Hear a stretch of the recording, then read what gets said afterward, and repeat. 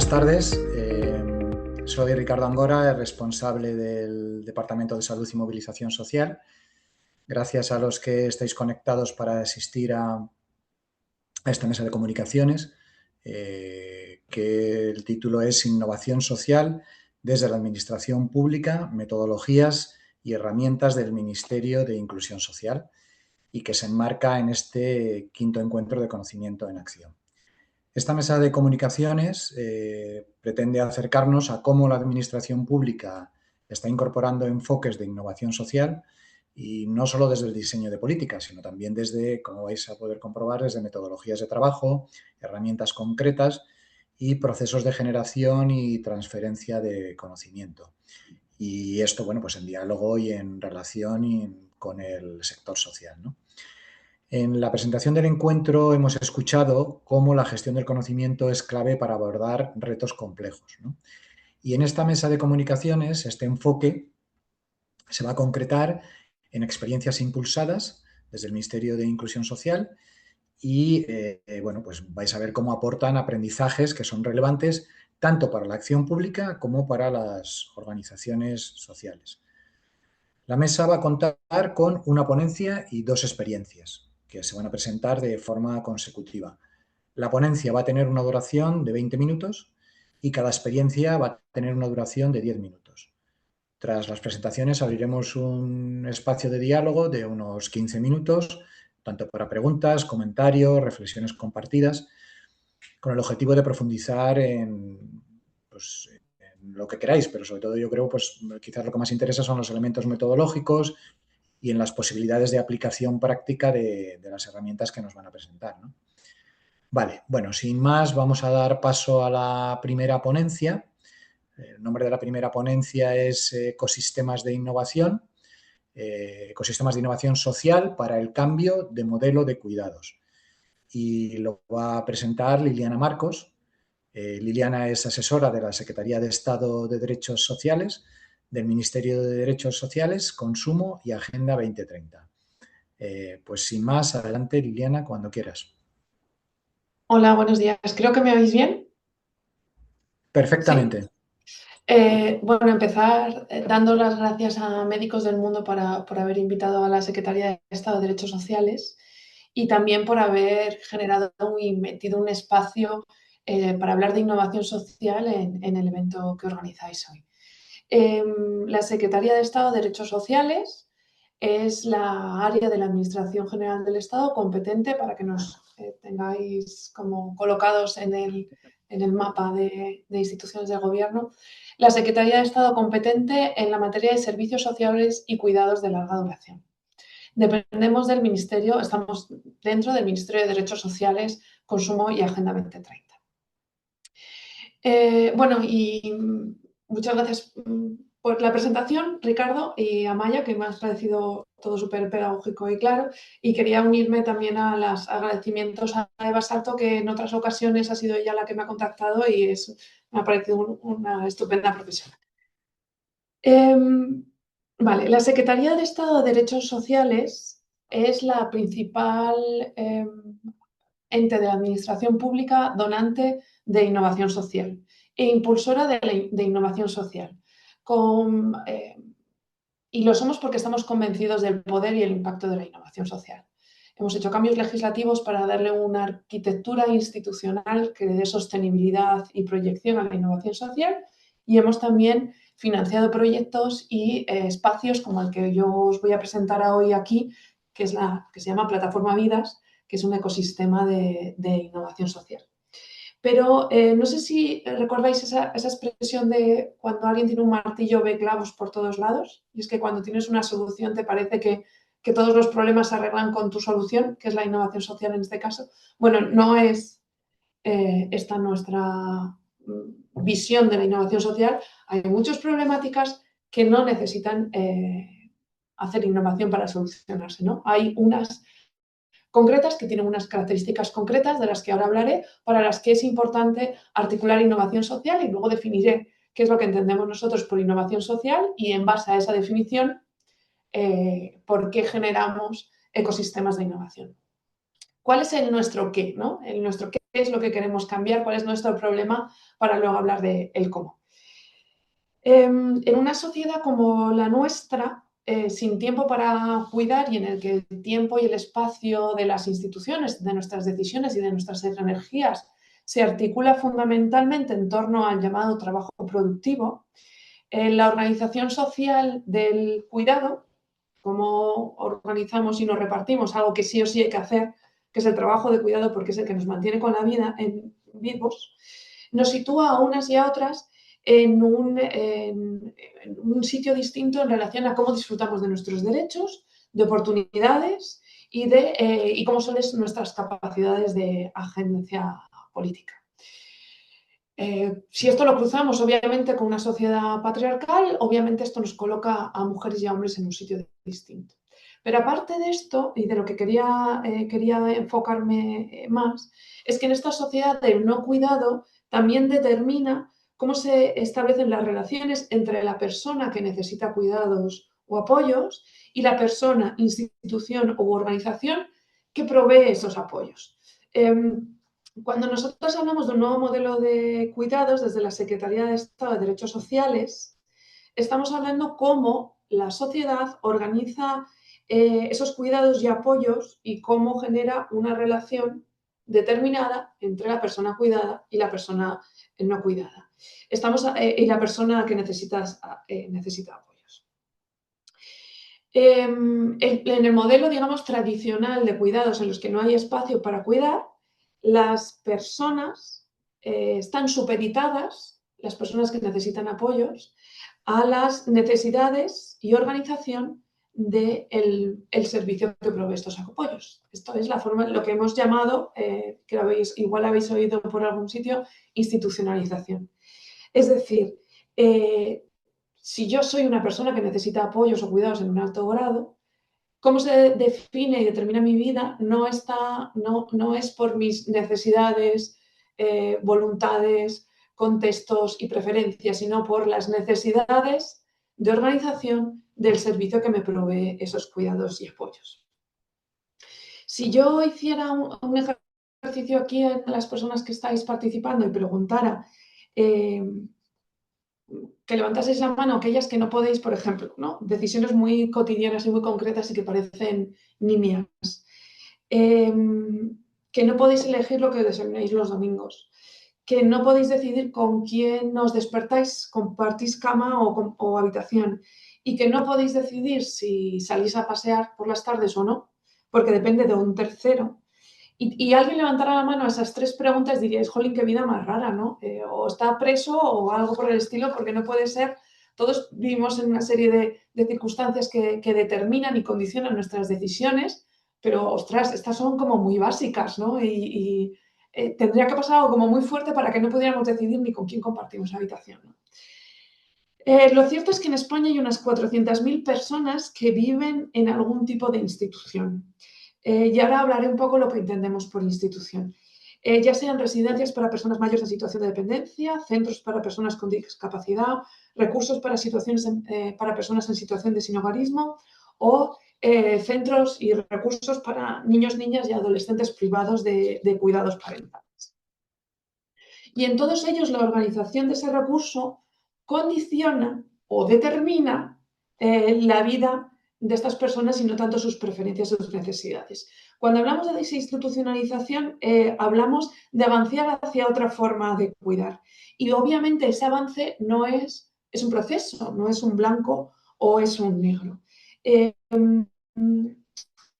Hay instituciones que deberían cerrarse o deberían cambiarse de forma radical, y por eso estamos generando contextos en los que la desaparición de esas instituciones hay alternativas y no genere vacíos de cuidados, pero sin embargo hay otros recursos y otros centros residenciales de distinto tipo que han avanzado y que han avanzado mucho, que son más coherentes con los derechos humanos, y por eso no hablamos de blanco-negro institucionalizado o no, sino de un proceso en el que todos como sociedad debemos avanzar.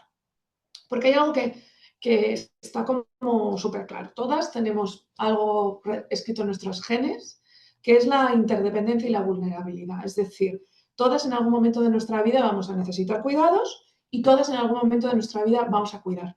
Lo que no está escrito en nuestros genes es cómo lo vamos a hacer y cómo como colectivo, como organización social vamos a organizar los cuidados. Con lo cual, no está escrito en nuestros genes que la forma de cuidar a personas con altas necesidades de apoyo y cuidados sea en el exilio, sea en determinadas formas de organización residencial.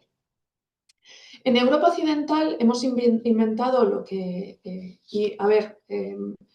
soy consciente que todas las que estamos aquí estamos atravesadas por necesidades de cuidado. Muchos de nosotros tendremos personas en situación de dependencia en nuestro entorno y se toman decisiones en el contexto que hay. Esto, por supuesto, no es culpabilizador y no es para considerar que está mal lo que estamos haciendo. Es que estamos haciendo lo que podemos hacer. Pues estamos trabajando para poder hacer otras cosas, ¿no?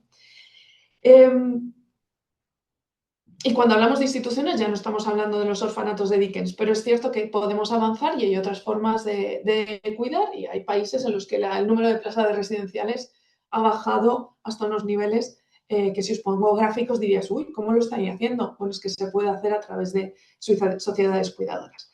En Europa Occidental inventamos las residencias en un proceso histórico que viene de las leproserías. Hubo un momento en el que tuvimos que crear sitios cerrados para que no hubiese contagios y aquí habrá muchos expertos en salud pública y entendéis lo que es eso. Y la lepra en un momento desapareció y siguieron estando en Europa Occidental decenas de miles de recursos residenciales que pues nuestras soluciones culturales fueron ir rellenándolo de otros colectivos. Y de esa solución cultural ha evolucionado a la que estamos ahora.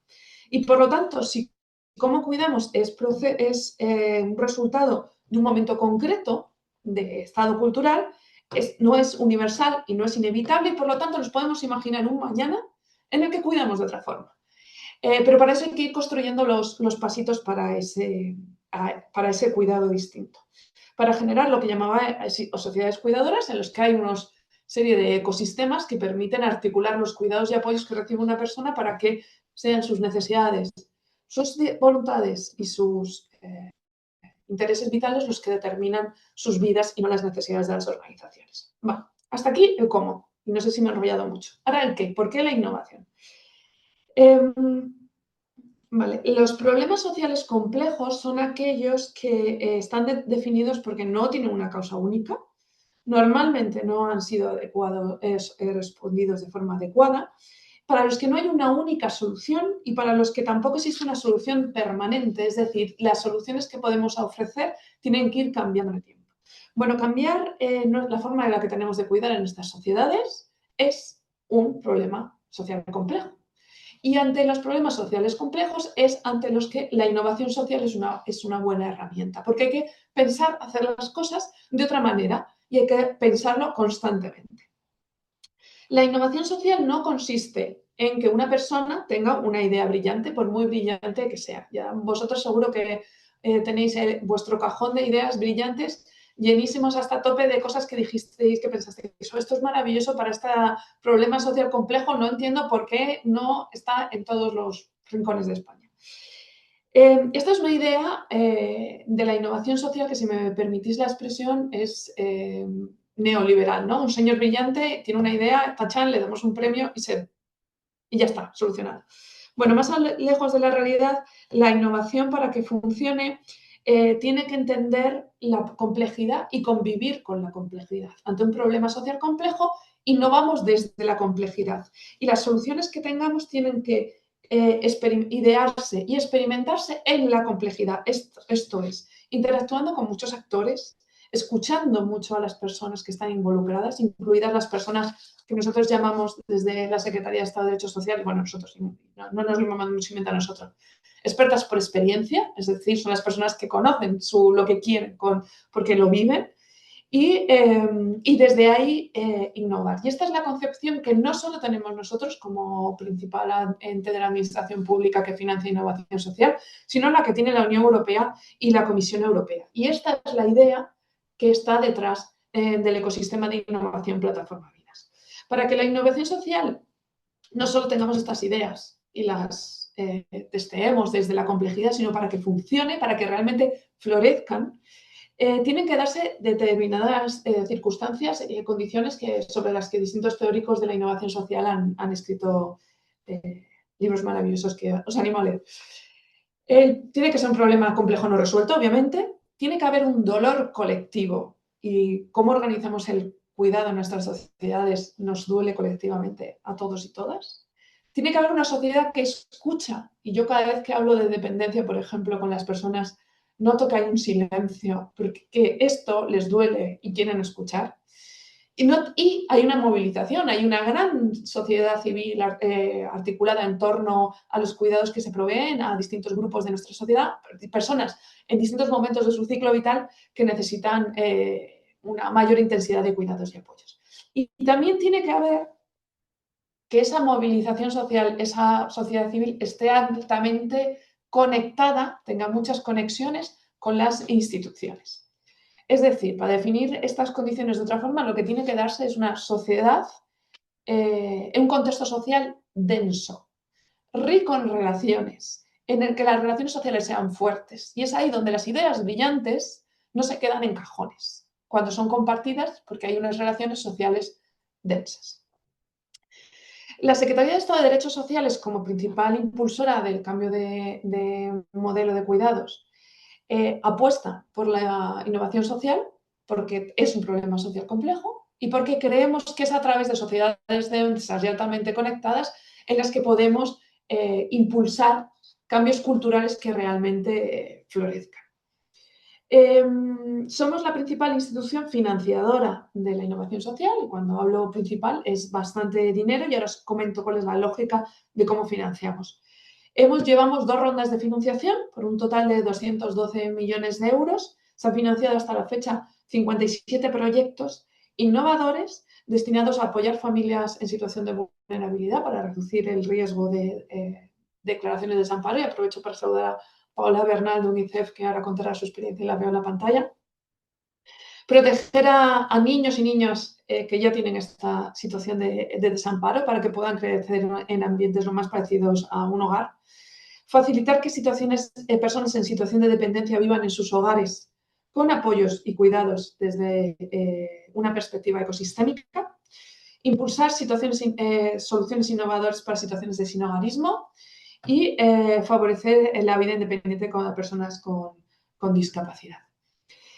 Pero financiar no es suficiente, porque podemos financiar innovaciones ideales e ideas brillantes y no tener unas relaciones densas entre entidades sociales altamente movilizadas a un dolor colectivo por un problema complejo no resuelto y que no haya interacciones que nos permitan que la semilla de la innovación florezca.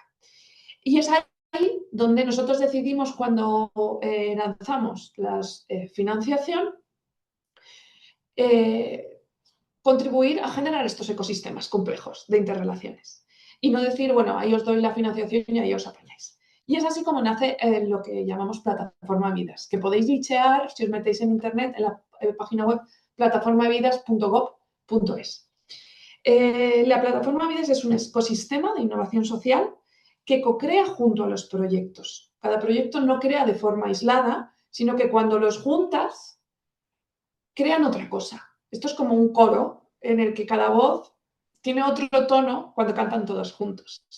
Y lo que se crea en la interacción es distinto que la creación, que es simplemente el agregado de las creaciones individuales de cada uno de los proyectos. En la Plataforma Vida participan los proyectos financiados, participan la Secretaría de Estado de Derechos Sociales y sus direcciones generales y participan también distintas administraciones públicas. Ahora mismo, como os decía, hemos tenido 2 rondas de innovación, de financiación, con 57 proyectos, 19 de ellos en los que participaron un total de 400.000 personas, con una cantidad de dinero considerable y en el que participaron en las experiencias que luego os van a contar. Ya finalizaron y ahora estamos en la fase de ejecución de otros 35 proyectos. La lógica es financiar profolios. ¿Qué son profolios? Tenemos un problema concreto al que financiamos no una única solución innovadora, sino que financiamos varias, que crean juntas para dar soluciones agregadas, no simplemente soluciones conjuntas, no solamente agregadas, y la administración pública, las administraciones públicas competentes en servicios sociales, ayuntamientos o comunidades autónomas, tienen para elegir y modular todas las soluciones que se han innovado. Y entonces tienen una cartera de soluciones que pueden aplicar a su contexto y necesidades, porque ante problemas sociales complejos no hay una única solución.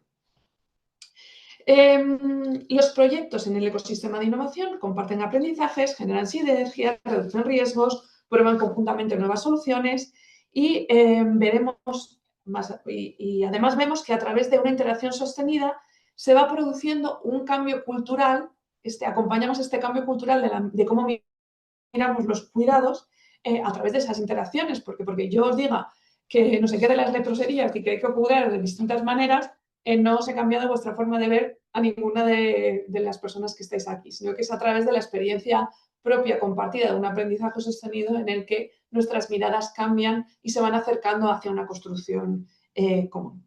Las entidades, en este sentido, entran con una determinada visión de su problemática, muy desde su conocimiento, que es perfecto y maravilloso, y compartiendo con el conocimiento de otras y escuchando a otras, salen de otra manera.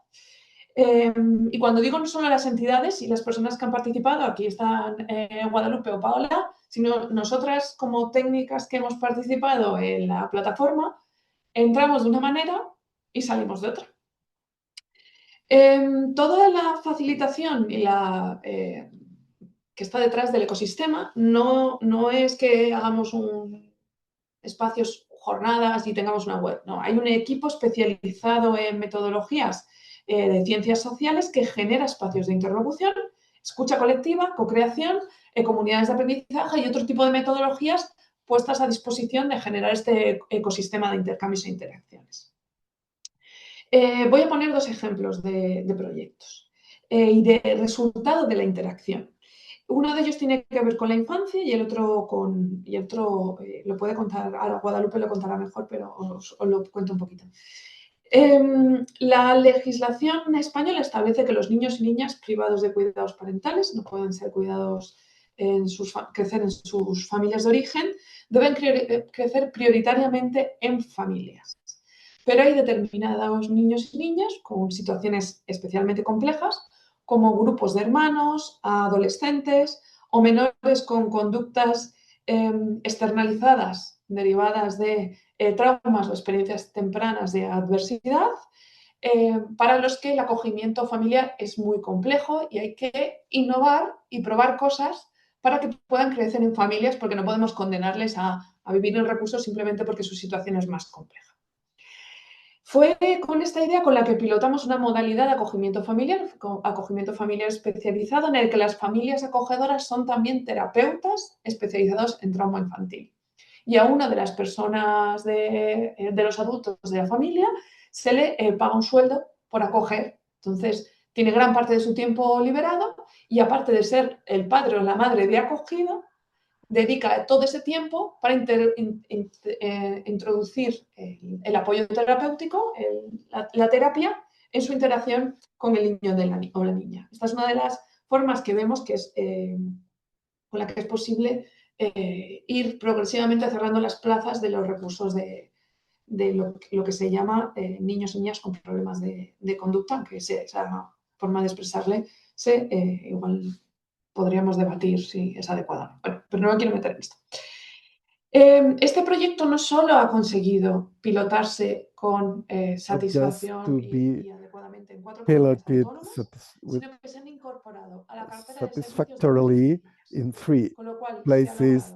We've been able to test algo innovador en distintos something innovative in different contexts, interacting with many agents, para que los niños y las niñas because the la administration modalidad tiene que estar muy segura de haber has to be participado very activamente en todo el sure proceso. about the whole process in order to Y hemos change to pasado, por lo another tanto, de la phase. innovación a una So we've solución gone from establecida. innovation El to segundo an ejemplo, institutional solution. que The creo que es second del que va a hablar example, Guadalupe, Guadalupe will talk generar un about espacio en that, el que is intercambian about generating a interacciones space entidades where que igual no hubiesen relacionado o no se hubiesen relacionado tanto. institutions that La wouldn't relate to plataforma each Miras other have a tradicionalmente relationship. las The entidades de the organizations of childhood would relate to childhood. Avec les personnes en situation de sans-abrisme ou les personnes âgées, donc c'est classé par population. Donc certains organismes qui avaient donc une expérience différente, une approche différente, font intervenir donc une approche différente ou un organisme avec un organisme qui a travaillé dans l'accès au logement et un organisme qui a travaillé donc avec les personnes en situation de dépendance. Donc voilà, je ne vais pas m'étendre trop sur le sujet puisque Guadalupe en reparlera. Donc suite à cette première innovation, on a créé un produit qui est un projet qui est un portefeuille d'innovation. Vous pouvez le voir sur le site de la plateforme de Vidas dans ressources. Vous avez un dossier et donc le portefeuille d'apprentissage. Donc les découvertes et les apprentissages donc des projets financés. Donc je vous recommande d'aller voir. Et si vous avez des questions, donc on reste encore un petit peu ensemble. On va lancer un autre financement avec un portefeuille plus défini de problématiques concernant donc le maintien dans les foyers ou dans les logements pour les personnes qui ont des besoins complexes ou en situation de dépendance. Lo saca una de las direcciones generales de las que cuelgan de esta Secretaría de Estado, que es el INSERSO, donc, y espero que, bueno, il va y avoir donc une publication avec l'INSERSO et bon, si ça intéresse Médicos del Mundo, donc on sera, le médecin du monde, donc on sera en contact. Muchas gracias, voilà, merci beaucoup. Liliana, por presentarnos y por Merci beaucoup, Liliana, pour ce partage. Cómo funcionan estos ecosistemas de innovación social para el donc, cambio merci de cette présentation sur les systèmes, les écosystèmes d'innovation sociale pour le changement de modèle des soins. Et maintenant, donc, nous allons écouter justement donc ces deux expériences dont a parlé Liliana, donc expérience d'innovation sociale pour le changement de modèle des soins et financée donc par le ministère des Droits sociaux, de la consommation et de l'agenda 2030. La première expérience, donc ETSESAIN, donc faciliter l'accès aux personnes âgées. Provivienda. Y este proyecto se inició a principios de este año. Lo va a presentar Guadalupe Moreno. Guadalupe es responsable estatal en Provivienda, donde impulsa proyectos de innovación social que están orientados al derecho a la vivienda, a la inclusión residencial y al desarrollo de modelos comunitarios que puedan ser replicables. Guadalupe tiene una sólida trayectoria en coordinación de programas, de trabajo en red y de diseño de soluciones innovadoras. Combina una visión estratégica con un determinado y fuerte enfoque práctico y colaborativo, y su trabajo se centra en generar fundamentalmente impacto social, en fortalecer alianzas institucionales y también en acompañar a los equipos en los procesos de cambio, de aprendizaje y de mejora continua. Pues nada, Guadalupe, tienes 10 minutos para presentarnos esta experiencia. Adelante. Muchas gracias a todas y especialmente a la Organización de Médicos del Mundo por invitarnos a que contáramos la experiencia de ETSESAIN. Vale, bueno, pues os voy a contar esta iniciativa, tal como estabas diciendo al inicio. Es un proyecto que hemos empezado a ejecutar a finales de enero, en febrero de este año, que viene de un trabajo y de un proceso también de aprendizaje en el que hemos tenido oportunidad, como decía antes Liliana, de encontrarnos, y la Fundación Matía, que es una entidad que lleva más de 130 años trabajando dando servicios sociales, sociocomunitarios en Guipúzcoa, y también con el Instituto Matía, que es la parte de la Fundación Matía encargada de investigación, evaluación aplicada, diseño y demás. Y Provivienda, que bueno, que somos una entidad un poquito más joven, que llevamos 35 años luchando por el derecho a la vivienda. En el anterior proceso de este ecosistema de innovación, cada una de las entidades estábamos trabajando en diferentes retos y nos dimos cuenta de que había muchas cuestiones en común. Es verdad que vehiculiza el modo en el que las personas mayores quieren vivir su vida, y con la vivienda es algo que es fundamental y que tracciona a la hora de poder truncar los procesos de vida elegidos y facilitar procesos de institucionalización. Y os vengo a contar un poco el proyecto y sobre todo los retos, porque en 3 meses la experiencia, ¿no? Que lo que pueda contar la compañera de UNICEF, que trae como todo ese trabajo de años, pues será mucho más rico, pero sobre todo desde los retos, y ahí también pensando un poco en vuestro comunidades de prácticas de envejecimiento y demás, pues que pueda ayudaros desde ahí a pensar algunas cuestiones.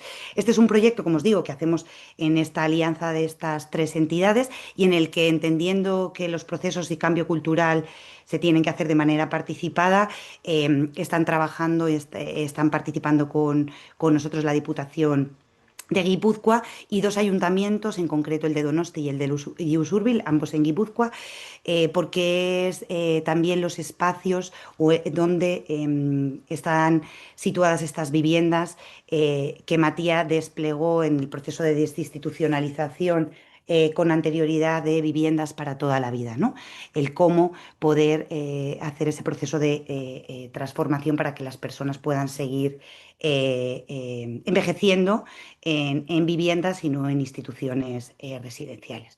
Nada, pues lo que queremos con este proyecto es facilitar que las personas mayores puedan acceder a las soluciones de vivienda alternativas, seguras y adecuadas y sostenibles, promoviendo su autonomía personal mediante el bienestar y el acompañamiento integral, o permanecer en su vivienda con las modificaciones que necesiten para evitar procesos de institucionalización. Y esto responde a un reto concreto, ¿no?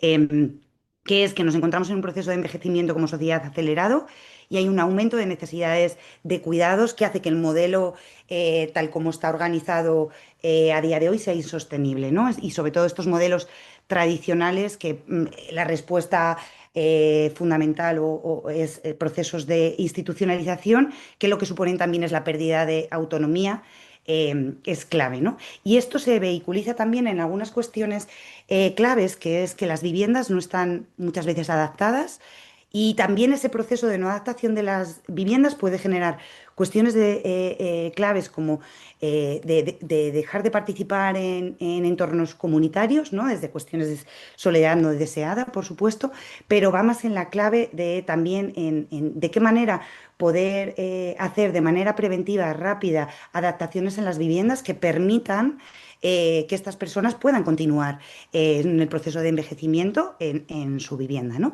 Y a su vez, con otra necesidad en la que nos vemos como sociedad como un gran reto, es esa escasez de vivienda asequible, ¿no? Que vehiculiza y que genera también múltiples procesos de exclusión socio-residencial, no solo a las personas mayores, si están envejeciendo o envejecidas, que están en ese marco, ¿no? Sino a cualquier, nos afecta de manera directa a toda la sociedad. Por eso pensábamos que repensar esta vivienda como el eje de cuidados y de proyectos de vida, nos encontrábamos en un momento de oportunidad. Y lo que hacemos desde Chezain, como os decía en el objetivo, es que, bueno, pues que las personas puedan mantenerse en su hogar bien, con pequeñas adaptaciones, viendo desde ahí qué es lo que requieren de los apoyos, de manera preventiva, y a la par también, si lo que desean, una vez acompañadas, incorporadas, es pasar estas viviendas para toda la vida, que son espacios, comunidades de vecinos, que existen tanto en Donosti, que es Lugaritz, como en Usurbil, que es Egurtxegi, las personas puedan transitar estas viviendas para toda la vida y combinar esta lógica, ¿no? De vivienda, cuidados y comunidad. Y con un impacto doble, que tiene que ver con el bienestar para estas personas mayores, que finalmente deciden, según cambian las necesidades de su vida, continuar bien en su vivienda o pasar a estas viviendas para toda la vida, sobre todo poder articular un pequeño trabajo en una bolsa de vivienda asequible. Muchas veces cuando las personas van a tomar una decisión de cambio a otra vivienda se encuentran con muchas barreras que tienen que ver por desconocimiento del proceso de alquiler, pueden ser desconfianza, puede haber también una inseguridad, ¿no? De qué manera poder dejar su hogar ¿no? Sin una gestión y demás. Y esto a la par nos encontramos también con ciudadanos, ciudadanas, familias, etcétera, ¿no? Que no pueden acceder a una vivienda asequible. Creemos que haciendo este puente, ¿no? Facilitando todo el proceso de intermediación y acompañamiento a estas personas para que puedan pasar, si quieren, a esas viviendas para toda la vida, pero de forma paralela puedan poner su vivienda de manera temporal y que ayude a hacer ese proceso también de que la vivienda pueda también ayudarles a poder pagar determinadas necesidades de apoyo que puedan requerir, poder generar una pequeña bolsa de vivienda asequible que de alguna manera permita de manera sistémica dar respuesta a varios retos que nos encontramos como sociedad en la que personas, familias puedan entrar en estas viviendas de alquiler asequible.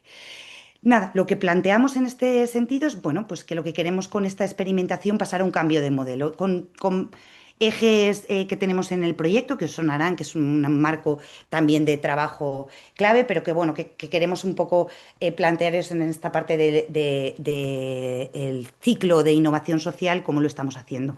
Creemos clave en un proceso de gobernanza y un ecosistema que estamos trabajando en un modelo participativo en el que estén estas personas mayores, vecinos y vecinas, estas administraciones que están participando y agentes comunitarios, para que sean ellos y ellas los que también decidan el proceso de codiseño, prototipado del modelo de cuidados y de las respuestas y demás que trabajen y que desarrollemos. Un proceso de comprensión profunda con un diagnóstico participativo y un mapeo de ecosistema de actores, benchmarking y análisis de buenas prácticas y demás.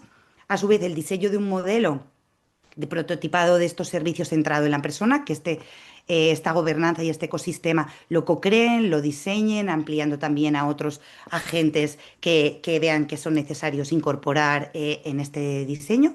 Y luego un pilotaje que permita, pues, a través de diferentes líneas, personas que decidan quedarse en su vivienda de manera temporal y porque ahí es donde deciden tener su proyecto de vida, poder hacer las adaptaciones necesarias para poder continuar con calidad de vida y demás, o personas que decidan pasar a esta transición, ¿no? Acompañar a estas viviendas para toda la vida, poder también tener ese ciclo, como os decía, de bolsa de alquiler asequible, ¿no?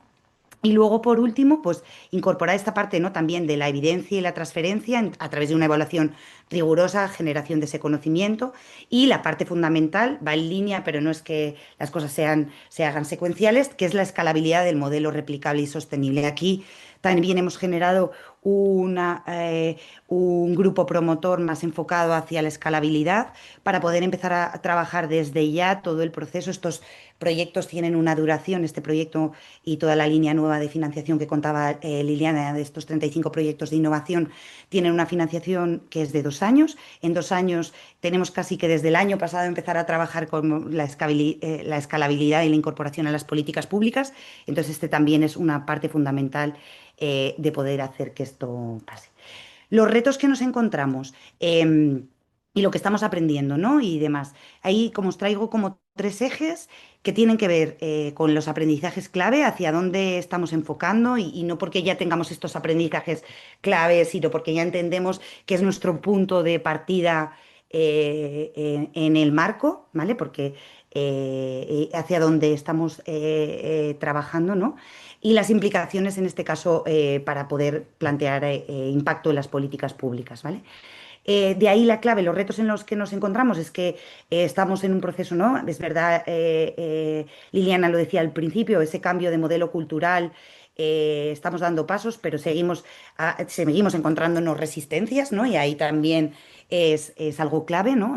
Fundamental para para hacer que el cambio sea real, ¿no? Del paso de esa residencia a la comunidad, de esas respuestas, de esos servicios residenciales a servicios en la comunidad.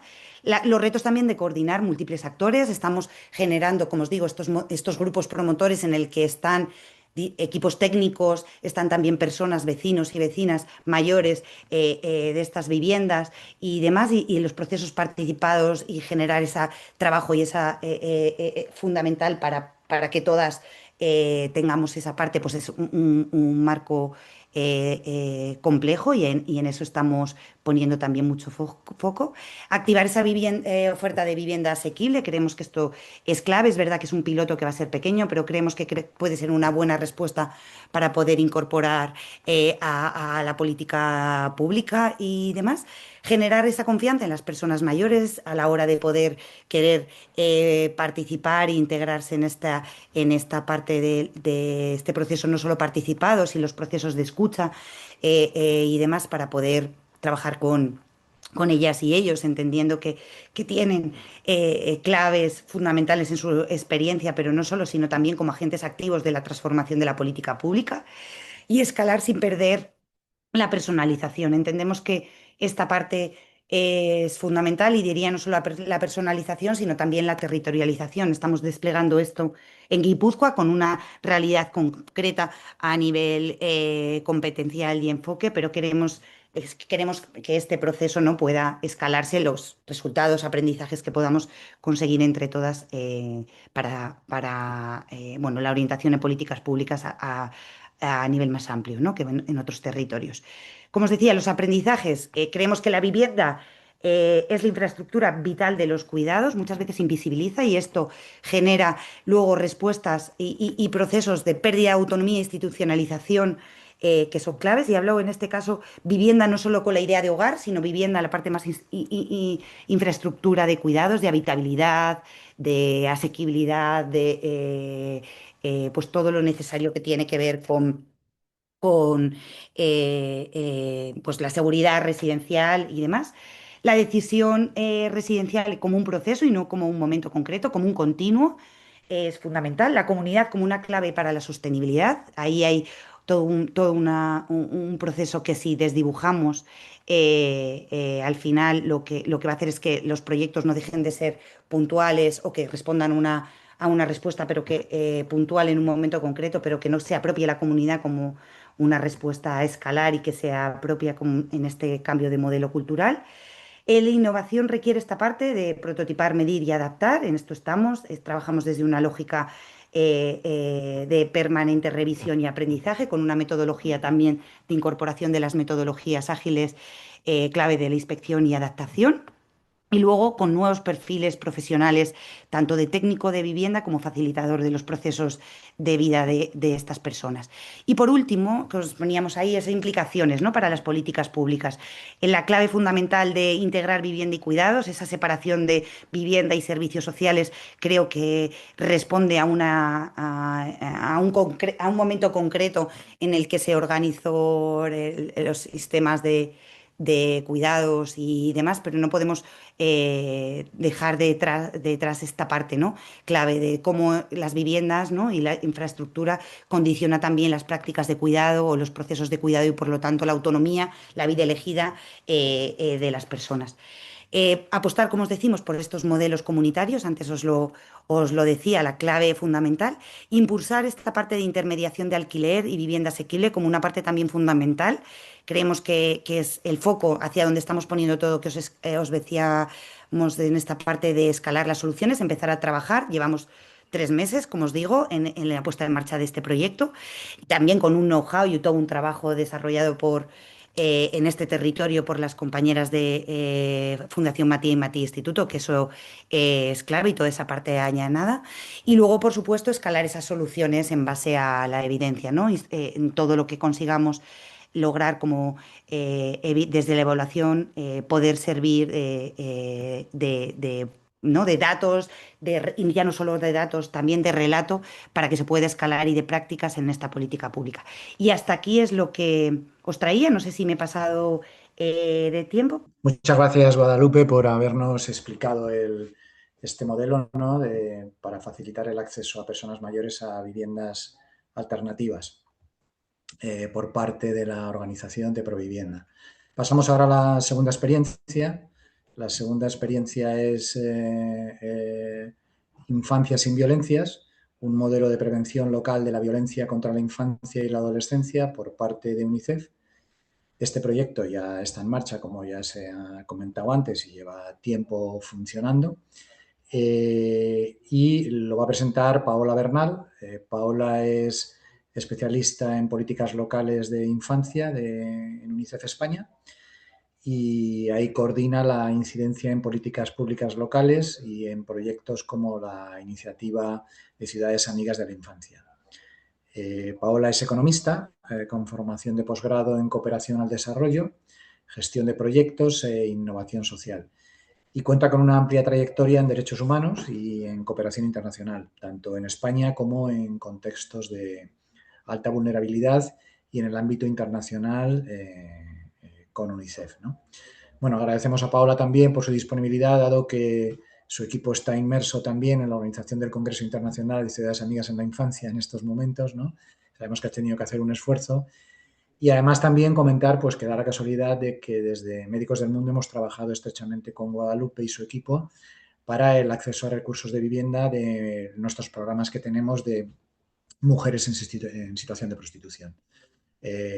Pues nada, adelante, Paola, tienes 10 minutos para presentarnos esta experiencia.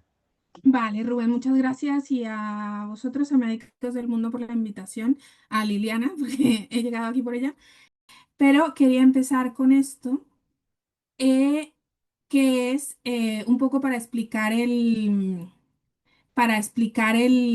por dónde empezamos y por qué llegamos a esto, ¿vale? Aparte de la invitación de la Secretaría de Estado, porque nosotros formamos parte como de la primera cohorte esta de los proyectos de innovación. Entonces, cuando ellos nos plantean que necesitaban un proyecto de innovación, en nuestro caso lo enfocamos desde los municipios, que es con los que trabajamos en Ciudades Amigas de la Infancia, en un contexto, porque en ese momento este proyecto se plantea o se diseña en 2021 y eso significa que la ley de la LOPIBI, la ley acababa de ser aprobada hace muy poco. Esta ley tiene una serie de innovaciones o de cambios estructurales en la forma como se aborda el trabajo en protección de la infancia en España, y uno de ellos apela directamente a los municipios y tiene que ver con la prevención.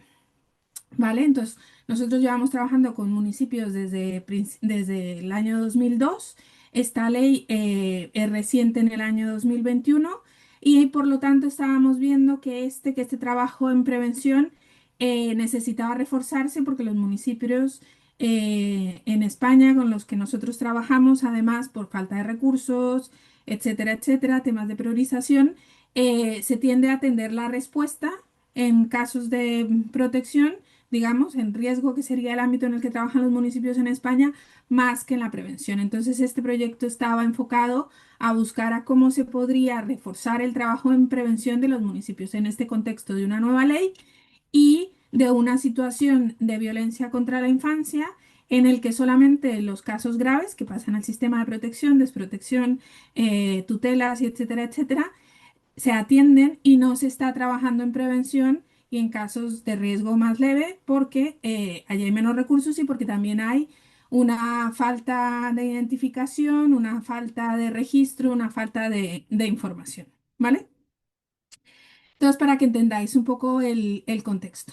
Entonces, nosotros trabajamos con municipios, ¿y qué fue lo que hicimos con ellos? Lo que hicimos con ellos fue, primero, escoger 10 para trabajar en este proyecto, y con esos 10 municipios, teniendo en cuenta además que vienen de ser ciudades amigas de la infancia, este era el punto de partida. Eso significa que los municipios ya tienen un plan local de infancia, o sea, ya tienen un diseño de política de infancia con enfoque de derechos de infancia, que esto es un avance, o sea, teníamos un terreno ya abonado para hacer esto. Y otro terreno ya abonado es que todos deben tener un consejo de participación infantil de niños y niñas. Entonces, para desarrollar y obtener las innovaciones y el trabajo que hicimos con los municipios. Trabajamos por una parte con personas adultas, o sea, con los profesionales del municipio, y por otra parte con los niños y las niñas, ¿vale? Entonces estábamos en estas tres comunidades autónomas con estos tres municipios. Esto es un poco el resumen del proceso y de la metodología. Parte, como todos los proyectos de innovación, desde un diagnóstico que en primer caso fue como más teórico, digamos. Este diagnóstico teórico se valida y se trabaja con los profesionales de los municipios y también con los niños y las niñas, por eso la importancia de que los municipios tuvieran un consejo de infancia. Y de ese primer proceso sale, en las metodologías de innovación, la primera iteración de la innovación que nosotros estábamos desarrollando. Esa primera innovación pasa a una fase de pilotaje aplicada en los 10 municipios y además casi que en paralelo a un proceso de evaluación. Entonces, con los aprendizajes de la fase de pilotaje y de la evaluación, se revisa las innovaciones que estamos haciendo y se diseña el modelo que es el resultado del proyecto, digamos, el grande que nosotros presentamos, ¿vale? Entonces, la innovación principal es este modelo de prevención de la violencia, que es el título además que habéis escuchado que tiene esta intervención, con estos 4 enfoques, el comunitario, que además Guadalupe también lo ha mencionado, que es muy importante, para buscar llegar antes de que el daño se produzca, reforzando la sensibilización y la formación en los municipios con un enfoque además estratégico e integral, ¿vale? Entonces, estos son algunos de los elementos del modelo, pero una cosa que es importante, estos son los pasos, esto luego lo tenéis, que no quería entrar yo en detalle del modelo. Uno de los elementos importantes y las innovaciones es la gobernanza. O sea, se estructura un sistema en el que los titulares de obligaciones, que en este caso es el municipio, porque es un gobierno, es parte de las instituciones del Estado en España, que tiene un mandato legal, de acuerdo a la LOPIBI, de trabajar en prevención, debe establecer unos mecanismos para que la toma de decisiones, el diseño de una estrategia de prevención de la violencia en el municipio, involucre a no solamente las áreas responsables dentro del municipio, todas, porque todas tienen algo que ver con la infancia, sino también a organizaciones del tercer sector que estén en el territorio y a los niños y las niñas, ¿vale? Entonces se teje un sistema de gobernanza en el que las decisiones, tanto del diseño de la estrategia de prevención, la implementación, luego la evaluación de las acciones, se hace con todos estos actores en este esquema de gobernanza, que es una de las innovaciones que tiene el proyecto. Entonces, los resultados del mismo, que es esto que os he enseñado, están en esta página web, que también la tenéis allí. Y lo que tenemos es el modelo, la guía de implementación del modelo y el documento también de evaluación del mismo, por si lo queréis ver. Y además tenemos que esto era una cosa que fue transversal en todo el proceso y que queríamos que los municipios lo tuvieran también. Hay una versión amigable para la infancia del trabajo. O sea, la infancia estuvo presente en todas las etapas, desde el diagnóstico, las 2 fases de innovación social, la implementación y la evaluación, y por tanto ellos necesitaban también, cuando teníamos el producto, que el producto estuviese en una versión amigable para ellos. Con respecto a los resultados, y muy breve por el tiempo que tengo, os quería, que esto también tiene que ver con los cambios observados en este caso, especialmente en los municipios, ¿vale? Por los tiempos del proyecto. Cuando fuimos a medir, no le llamamos impacto por los tiempos en los que se hizo la evaluación, sino de repercusión social. Los municipios valoraron altamente el proceso, especialmente por la fortaleza que se tejía a través del trabajo conjunto y que se obtenía en la gobernanza, en el enfoque comunitario. Y los principales resultados tuvieron que ver con el conocimiento, que esto es un elemento fundamental del modelo, con los protocolos y con los procesos y con el conocimiento de todos estos protocolos y procesos dentro de todos los actores involucrados, porque un protocolo puede existir, pero tiene que conocerse por todos y tiene que implementarse. Si está en un cajón, no sirve de mucho. Una mejora en las relaciones entre los profesionales, y esto está relacionado con el enfoque comunitario, entonces estábamos viendo que ya había resultados en este sentido. Coordinación y comunicación y ruptura de estereotipos, que está relacionado con todo esto, con lo mismo, ¿vale?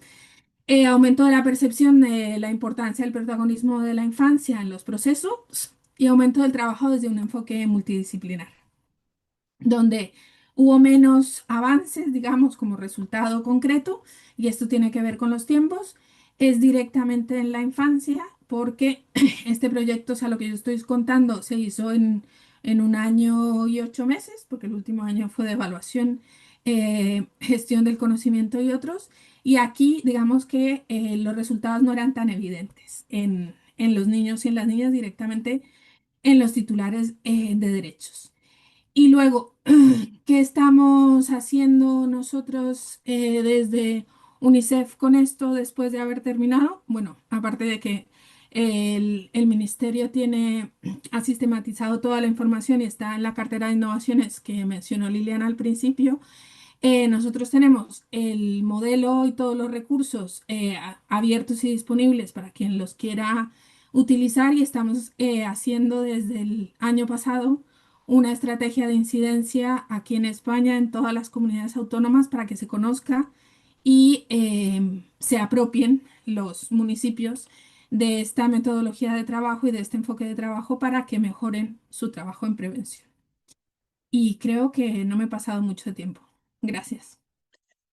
Muchas gracias, Paola, por habernos contado esta experiencia, ¿no? tan interesante, ¿no? de este modelo preventivo para niños y niñas de la violencia, y con este enfoque de participación tan comunitaria, ¿no? que realmente pues es un ejemplo, ¿no?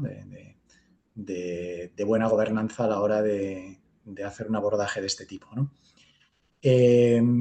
Vale, estamos con el tiempo un poco justo, pero hay tiempo para que hagáis alguna pregunta por parte de los asistentes. Yo creo que las dos experiencias son altamente motivantes y yo creo que seguro que tenéis ahí preguntas al respecto. Bueno, mientras que os vais animando, yo sí que me gustaría tener algo más de conocimiento, ¿no? Has explicado muy bien el modelo de participación comunitaria, pero, o sea, realmente a mí me interesa mucho, ¿no? Todo lo que es este abordaje de intervención comunitaria, de un abordaje muy comprensivo sobre la prevención de la violencia en los niños y en las niñas, ¿no?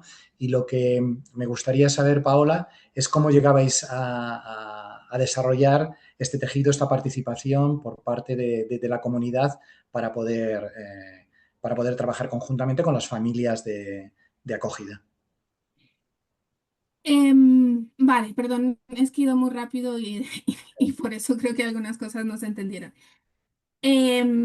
Nosotros, los municipios que trabajaron en este proyecto llevaban ya años trabajando con nosotros. Por eso digo, el punto de partida es que todos eran ciudades amigas de la infancia, ¿vale?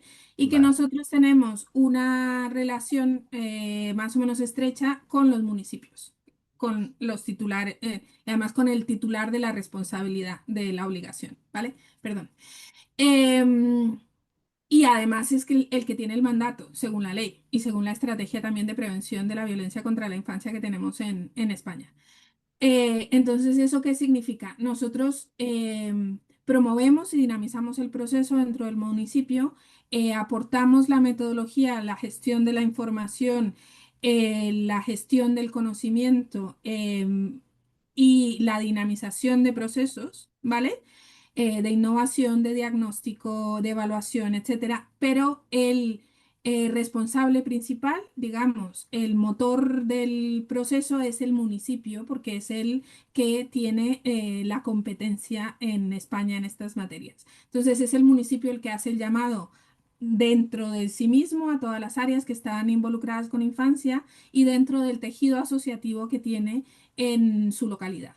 Y luego todos los municipios tenían un consejo de participación infantil. Entonces este es el punto de partida para que desde el principio, desde el diagnóstico, con talleres, con encuestas y luego con sesiones de trabajo, laboratorios de innovación social, los niños y las niñas estuviesen presentes desde desde el minuto cero del proceso y diseñasen, de hecho, el modelo, que no he tenido tiempo de explicarlo, tiene dos componentes, uno metodológico y otro de contenidos.